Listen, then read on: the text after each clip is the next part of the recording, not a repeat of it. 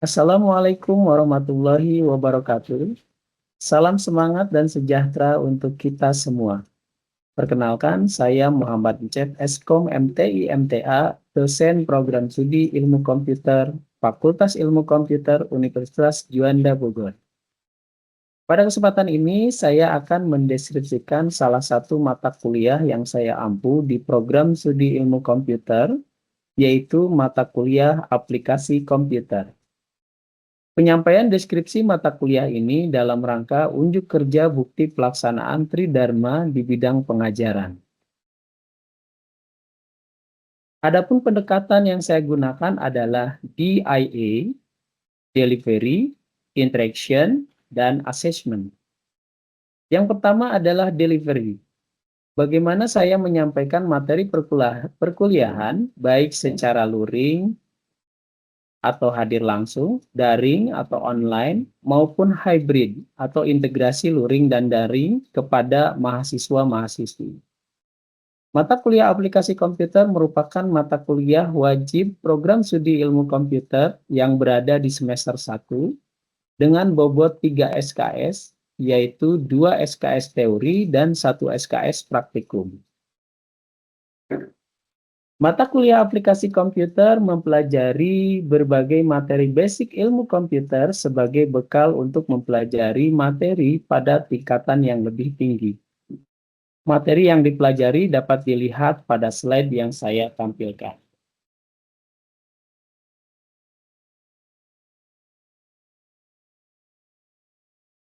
Setelah mempelajari mata kuliah aplikasi komputer, diharapkan mahasiswa-mahasiswi memiliki kemampuan yang sudah saya tampilkan pada slide.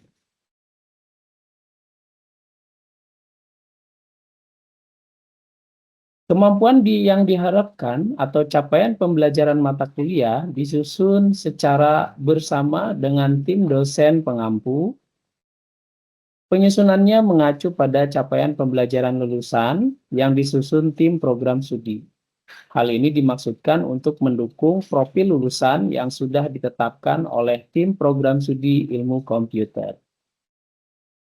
Selanjutnya, untuk memaksimalkan belajar mahasiswa-mahasiswi pada mata kuliah aplikasi komputer, pembelajaran dilakukan melalui tatap muka, sharing materi, modul teori dan praktikum, video tutorial, dan forum discussion dengan menggunakan sistem terintegrasi di Sepima, Microsoft Teams, Zoom Cloud Meeting, dan WhatsApp Group. Ada beberapa variasi metode pembelajaran yang digunakan pada perkuliahan aplikasi komputer. Hal ini dimaksudkan agar pembelajaran tidak terkesan monoton dan dapat menarik minat belajar mahasiswa-mahasiswi sehingga tujuan pembelajaran dapat tercapai. Metode pembelajaran yang saya gunakan adalah discussion, small group discussion, discovery learning, self-directing learning, cooperative learning, problem-based learning, dan project-based learning. Begitulah cara saya mendeliver bahan pembelajaran ke mahasiswa-mahasiswi. Kemudian saya akan menjelaskan interaction. Bagaimana cara saya berinteraksi dengan mahasiswa-mahasiswi baik saat pembelajaran berlangsung maupun di luar pembelajaran. Pendekatan pembelajaran yang saya gunakan adalah pembelajaran yang berpusat pada mahasiswa-mahasiswi yang kita kenal dengan student-centered learning. Mulai dari tahapan pendahuluan, inti, sampai dengan penutup. Mahasiswa-mahasiswi selalu saya libatkan untuk dapat berperan aktif, baik itu merespon pertanyaan yang diberikan, memberikan pertanyaan, berperan aktif dalam forum diskusi yang diberikan, ataupun bentuk keaktifan lainnya. Pada tahapan pendahuluan, biasanya saya mengajak mahasiswa-mahasiswi untuk berdoa terlebih dahulu sebelum pembelajaran dimulai. Kemudian memberikan kesempatan kepada perwakilan mahasiswa-mahasiswi untuk mengulas kembali materi yang telah dipelajari pada pertemuan sebelumnya. Pada tahapan inti pembelajaran, bentuk interaksi yang saya lakukan disesuaikan dengan metode pembelajaran yang telah ditetapkan. Selanjutnya, pada tahapan penutup, biasanya saya memberikan kesempatan kepada mahasiswa-mahasiswi untuk bertanya dalam bentuk forum tanya-jawab terkait materi pembelajaran yang sudah diberikan. Selanjutnya, memberikan kesempatan kepada perwakilan mahasiswa-mahasiswi untuk menyampaikan kesimpulan dan diakhiri dengan proses evaluasi pembelajaran. Di luar kegiatan pembelajaran, saya tetap berinteraksi dengan mahasiswa-mahasiswi. Saya berusaha memfasilitasi mahasiswa-mahasiswi untuk bertanya maupun berdiskusi, baik tatap muka secara langsung maupun menggunakan fasilitas sistem terintegrasi Sepima dan WhatsApp Group. Itulah bentuk interaksi yang saya lakukan kepada mahasiswa-mahasiswi. Terakhir, saya akan menjelaskan asesmen. Bagaimana cara saya melakukan penilaian terhadap hasil kerja mahasiswa-mahasiswi? Prinsip penilaian yang saya terapkan yaitu bersifat edukatif, otentik, objektif, akuntabel, dan transparan. Pada pertemuan pertama perkuliahan, selain menyampaikan rencana pembelajaran semester, saya juga menyampaikan kontrak perkuliahan. Salah satunya kesepakatan komponen penilaian. Komponen penilaian yang saya sepakati antara saya dan mahasiswa-mahasiswi dapat dilihat pada tampilan slide. Contoh untuk penilaian yang saya terapkan pada perkuliahan aplikasi komputer antara lain, penilaian secara tertulis, pengamatan keaktifan, proyek, dan penugasan. Untuk memudahkan saya melakukan penilaian, saya menggunakan instrumen berupa rubrik penilaian dengan kriteria tertentu yang pastinya sudah saya sampaikan kepada mahasiswa-mahasiswi pada pertemuan pertama, supaya mahasiswa-mahasiswi lebih termotivasi dalam mencapai tujuan pembelajaran. Penilaian yang sudah dilakukan dapat diketahui secara langsung oleh mahasiswa-mahasiswi melalui sistem terintegrasi Sepima, WhatsApp, dan media lainnya.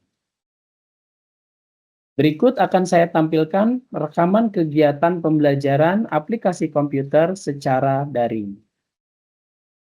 Selamat menyimak. Baik, Bismillahirrahmanirrahim. Assalamualaikum warahmatullahi wabarakatuh. Waalaikumsalam warahmatullahi wabarakatuh. Baik, rekan-rekan mahasiswa, mahasiswi sekalian, alhamdulillah. Pertama-tama marilah kita panjatkan puji dan syukur kehadirat Allah Subhanahu wa taala. Alhamdulillah pada kesempatan hari ini kita bisa kembali bertemu ya untuk sharing session terkait mata kuliah aplikasi komputer.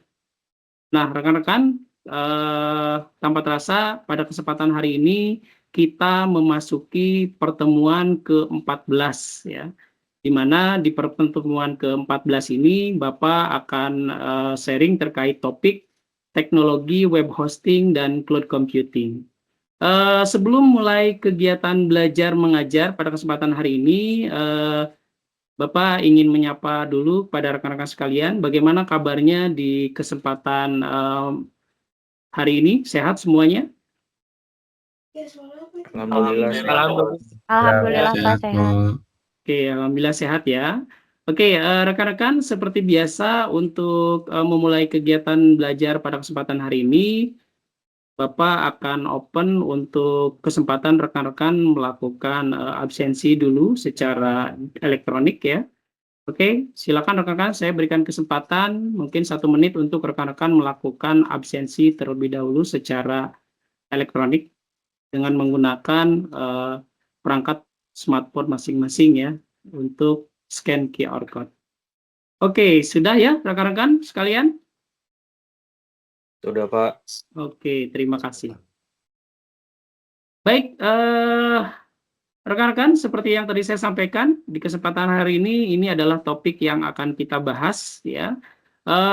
Tapi sebelum kita membahas lebih detail ya untuk topik materi kita di kesempatan malam hari ini, saya mungkin ingin meminta salah satu perwakilan dari rekan-rekan mahasiswa untuk menyampaikan terlebih dahulu kesimpulan materi yang sudah kita bahas di pertemuan sebelumnya ya.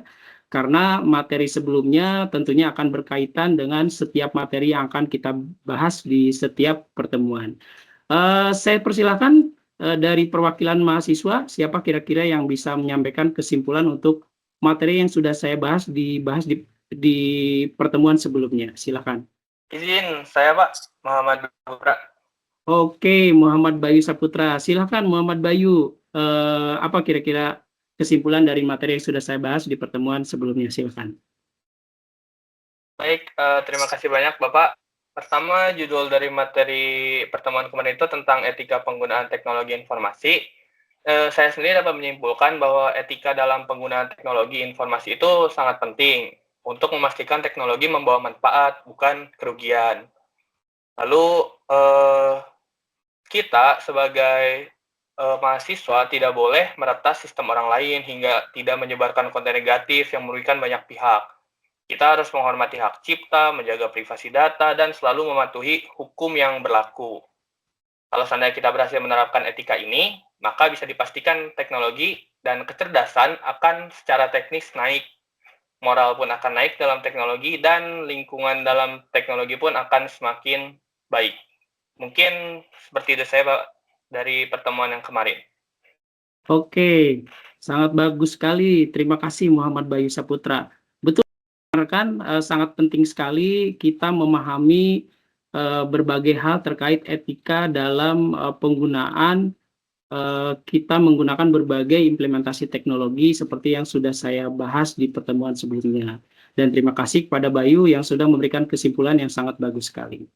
Oke, rekan-rekan, ini masih terkait ya ketika teman-teman sudah memahami bagaimana etika dalam penggunaan berbagai teknologi dan implementasinya. Nah, saatnya kita sekarang akan belajar ke materi berkenaan dengan teknologi web hosting dan cloud computing. Nah, rekan-rekan, di materi pada pertemuan hari ini sebenarnya ini beberapa capaian pembelajaran yang diharapkan bisa dipahami dengan baik oleh rekan-rekan mahasiswa-mahasiswi sekalian, ya, di mana ini ada beberapa komponen berikut dengan materi pertemuan next yang akan kita bahas nanti di pertemuan berikutnya, ya. Untuk fokus di pertemuan materi kita pada kesempatan hari ini lebih fokus teman-teman diharapkan bisa memahami dan mampu menggunakan terkait teknologi web hosting dan cloud computing tentunya. Nah, materi yang akan kita bahas di kesempatan hari ini itu terkait mulai dari definisi web hosting dan cloud computing, ya, layanan-layanan dari web hosting, nanti kita akan bahas detail gitu ya. Lalu kita juga di sini akan membahas terkait layanan berkenaan dengan cloud computing, mulai dari karakteristik, model layanan cloud computing, sampai dengan model penerapan dari teknologi cloud computing itu sendiri. Oke, rekan-rekan mahasiswa, sudah siap belajar untuk kesempatan hari ini? Siap, ya? Pak. Oke, mari kita masuk ke materi kita di kesempatan hari ini ya. Nah, rekan-rekan, terkait teknologi web hosting dan cloud computing ini, saya awali dengan membahas berkenaan layanan web hosting. Ya, jadi di layanan web hosting ini sebenarnya sebuah layanan yang memungkinkan nanti teman-teman bisa mempublikasikan informasi, ya, terutamanya informasi berbasis web. Nah, ini di layanan web hosting kita bisa melakukan hal tersebut.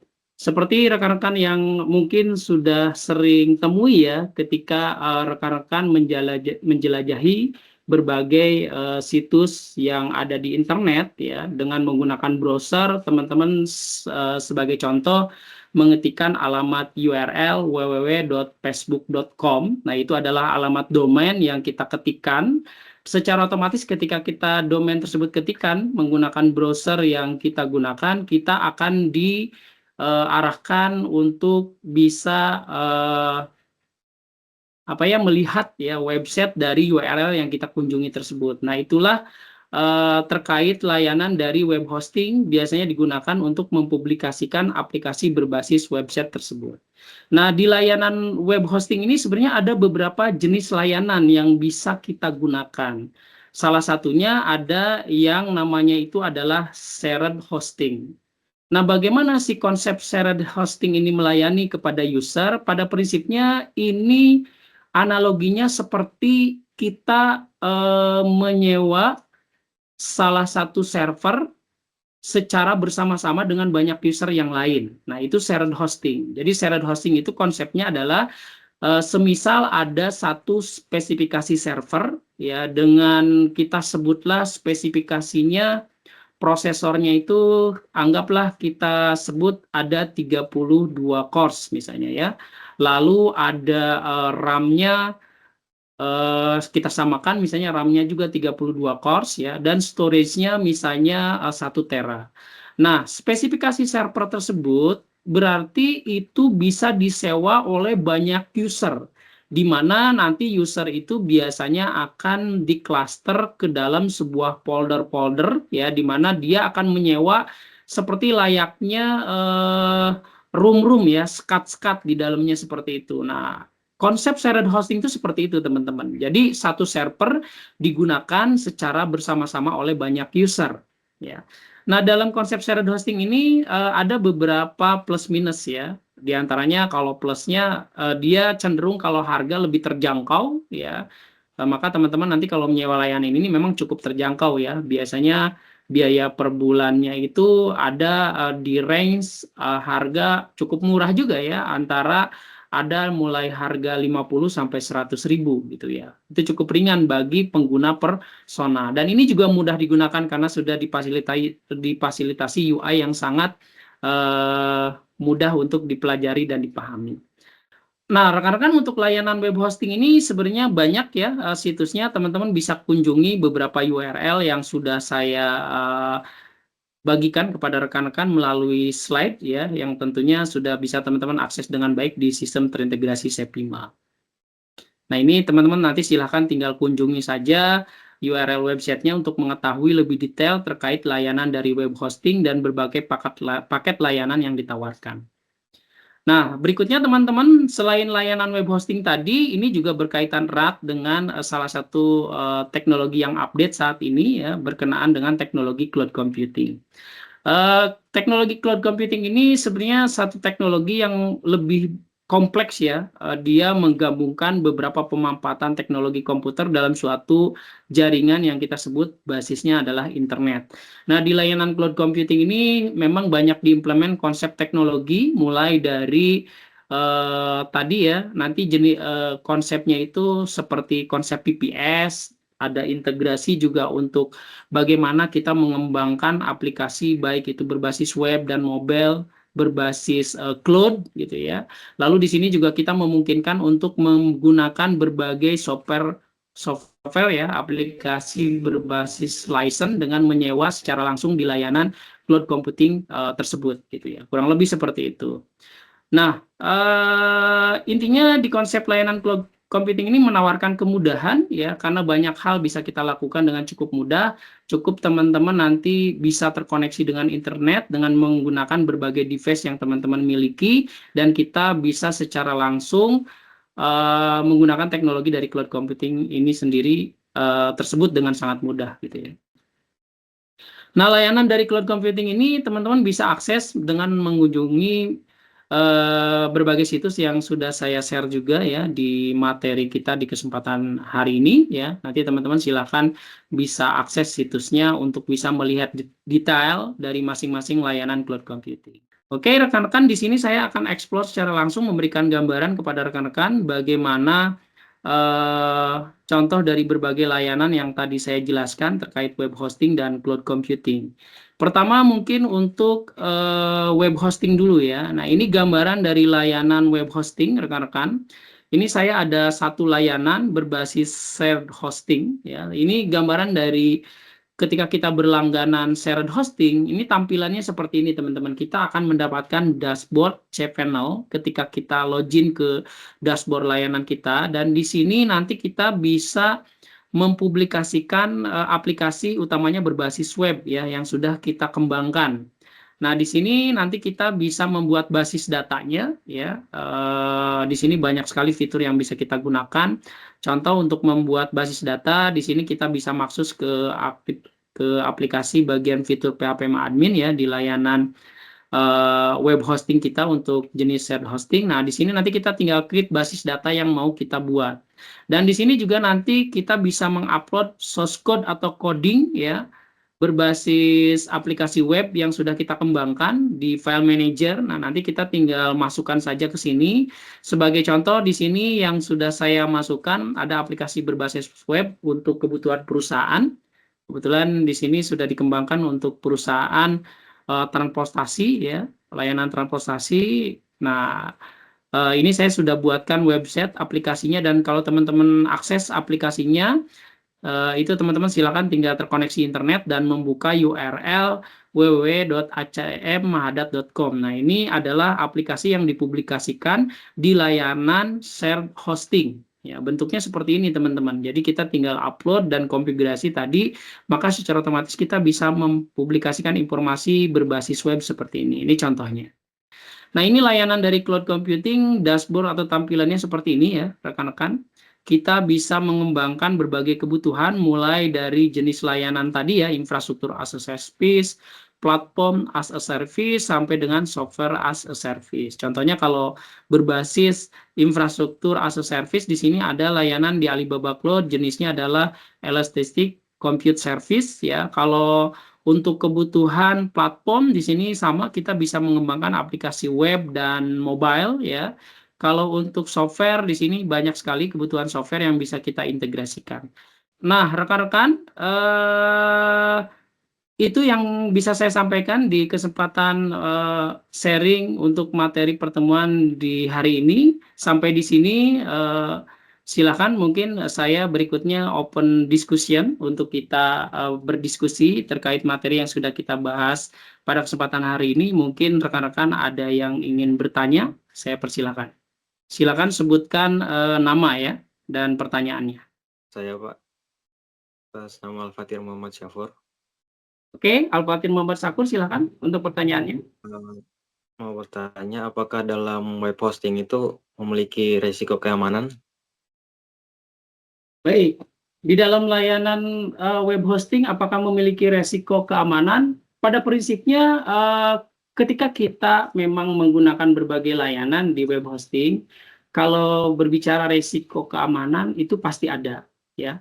Maka ini tergantung dari kita sendiri dan perusahaan itu sendiri dalam penggunaannya. Maka terkait berbagai akses keamanan yang pastinya sudah disediakan, misal sebagai contoh, di penyedia layanan web hosting ini sudah disediakan fitur-fitur untuk mengintegrasikan keamanan, seperti untuk login ke akun gitu ya, dengan misalnya single sign on menggunakan email. Nah, itu bisa kita gunakan integrasi keamanan tersebut gitu ya, untuk lebih kita secure dalam menggunakan layanan untuk privacy akun kita. Terus terutama dalam mempublikasikan di sisi aplikasi misalnya. Contoh kalau web hosting ini tadi disebutkan kan lebih cenderung bagaimana kita bisa mempublikasikan aplikasi berbasis web gitu ya. Nah, tentunya di sini juga kita perlu memahami dengan baik bagaimana mengembangkan aplikasi dan basis data yang lebih menunjang keamanan gitu ya. Karena pada prinsipnya kalau berbicara keamanan kita kan berbicara ada beberapa hal ya, mulai dari pertama security, username dan password, lalu encryption sama dengan verification. Maka dalam pengembangan aplikasi juga diharapkan kita benar-benar menunjang atau mendeliver kebutuhan ke sana. Sehingga ketika kita publikasikan di layanan web hosting kita, itu juga akan lebih aman gitu ya, dan lebih meminimalisir tindak-tindakan ke arah cyber security yang bisa mengancam keamanan layanan yang kita gunakan di web hosting. Jadi resiko tetap ada, tapi apabila kita memenuhi berbagai prosedur yang memang diberikan dengan baik, insya Allah itu juga akan menunjang keamanan yang lebih baik. Kurang lebih seperti itu untuk pertanyaannya ya, Pak Fatir. Baik, sepertinya cukup ya, tidak ada lagi yang bertanya. Oke, rekan-rekan mahasiswa-mahasiswa sekalian, apabila tidak ada lagi yang ingin ditanyakan, ya untuk sesi diskusi ini mungkin saya cukupkan ya. Nah, berikutnya di sini saya ingin menjelaskan kepada rekan-rekan untuk rekan-rekan mereview semua materi yang sudah saya berikan di kesempatan malam hari ini ya. Nanti di sini saya sudah menyiapkan penugasan ya Dan khusus untuk pertemuan 14 ini ada beberapa tugas yang saya berikan ya, diantaranya seperti biasa ada tugas forum discussion ya, yang perlu teman-teman kerjakan. Nanti untuk forum diskusi ini teman-teman seperti biasa tinggal berpartisipasi untuk memberikan jawaban terkait topik diskusi yang saya sampaikan ya. Jadi nanti teman-teman silakan di akun masing-masing memberikan respon ya terkait topik diskusi yang saya open di pertemuan 14 ini terkait teknologi web hosting dan cloud computing. Nah, ini pertanyaannya dan teman-teman cukup merespon dengan memberikan jawaban. Lalu berikutnya di sini juga saya memberikan tugas untuk tugas kelompok ya. Ini tugas kelompok kedua yang saya berikan, di mana di tugas kelompok ini sebenarnya tindak lanjut dari tugas kelompok pertama yang sebelumnya kemarin saya sudah menugaskan untuk teman-teman membuat artikel ya, artikel terkait topik-topik yang cukup menarik ya di perkembangan teknologi saat ini. Nah, di tugas kedua ini saya harapkan teman-teman bisa mempublikasikan ya artikel yang sudah dibuat terkait teknologi di tugas kelompok pertama kemarin di salah satu jurnal yang sudah saya infokan di tugas kelompok kedua. Nah, nanti teman-teman silakan bisa memenuhi teknis pengumpulan tugasnya sesuai instruksi yang sudah saya berikan. Oke, rekan-rekan, itu mungkin penugasan yang saya berikan ya di pertemuan 14 ini. Teman-teman silakan kerjakan dengan baik ya, dan perhatikan juga deadline penugasan ya, supaya teman-teman tetap bisa menyelesaikan tugas dengan baik dan tepat waktu gitu ya. Nah, sebelum mengakhiri pertemuan kita di kesempatan hari ini, mungkin saya ingin meminta salah satu perwakilan dari rekan-rekan mahasiswa-mahasiswi untuk menyimpulkan terkait pembahasan kita di kesempatan hari ini. Silakan, mungkin ada salah satu yang bisa menyampaikan. Saya mungkin, Pak. Baik, Muhammad Sarullah, silakan. Ya, sebelumnya perkenalkan, Pak, nama saya Muhammad Syarul Syaban. Jadi Ya. di sini saya ingin merangkum atau mereview lagi materi yang sudah Bapak berikan barusan. Jadi di sini saya sudah membuat beberapa poin, di antaranya yaitu dari ringkasan materi kali ini kita itu belajar tentang teknologi web hosting dan cloud computing. Nah, dari web hosting sendiri, yaitu web hosting adalah definisi yang paling gampang atau paling untuk kita mengerti, yaitu web hosting sendiri adalah rumah bagi sebuah web. Jadi apabila kita membuat sebuah web hosting sendiri adalah rumah bagi web kita supaya web kita itu bisa diakses oleh orang lain. Dan juga untuk selanjutnya, untuk cloud computing sendiri yaitu penggunaan sumber daya komputasi melalui internet fleksibel, efisien, dan dapat diakses kapan saja. Nah, untuk cloud computing sendiri yaitu penyimpanan ataupun penggunaan sumber daya komputasi di mana kita bisa menggunakan cloud computing sendiri dimanapun dan kapanpun. Nah, yang penting kita bisa terhubung dengan internet. Nah, juga untuk cloud computing, salah satunya yang tadi saya sempat searching, Pak, diantaranya yaitu saya sudah menemukan yang biasa kita gunakan diantaranya itu G Drive atau Google Drive. Salah satunya itu adalah dari cloud computing. Baik, begitu saya. Baik, terima kasih kepada Saudara Sarullah ya yang sudah memberikan kesimpulan untuk pertemuan kita di kesempatan hari ini, dan kesimpulannya cukup bagus ya dan bisa memahami dengan baik dari materi yang sudah saya berikan di kesempatan hari ini. Oke rekan-rekan, itu saja mungkin untuk pertemuan kita di kesempatan hari ini ya. Mari kita akhiri kegiatan belajar kita di kesempatan hari ini dengan mengucapkan hamdalah sama-sama. Alhamdulillahirrabbilalamin. Ya, saya tutup rekan-rekan sekalian. Terima kasih. Wallahu yaqulul haq wa huwa yahdisabil. Wassalamualaikum warahmatullahi wabarakatuh. Terima kasih rekan-rekan mahasiswa-mahasiswi sekalian. Sampai ketemu di pertemuan berikutnya.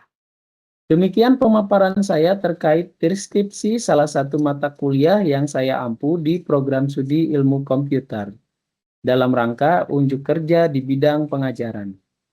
Terima kasih. Wassalamualaikum warahmatullahi wabarakatuh.